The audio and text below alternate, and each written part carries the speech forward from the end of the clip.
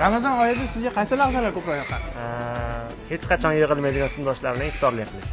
Ramazon oyida eng yoqimli lahzalar bu Ramazon oyining taroveh namozlariga chiqish. Eng yoqimli lahza. Shu bir yilda bir marta keladi. O'shaning uchun eng yoqimli lahza shu taroveh namozlari deb o'ylayman. Ramazon oyida mana kechqurun taroveh o'rtoqlar bilan yig'ilib chiqishlar, iftorlikka hamma harakat qilib yig'ilib, aqlli Oila bilan, ha? Albatta. Sog' bo'ling aka. Menga shu taroveh namozlariga chiqish yoqadi. Buncha keyin oilaviy bir joyda iftorlik qilib o'tirish yoqadi menga. Yoqadi ko'proq. Juda ham yoqadi. Hammamizga muborak bo'lsin. Bu lahzalar hammasi 30 kuni hammasi yoqadi.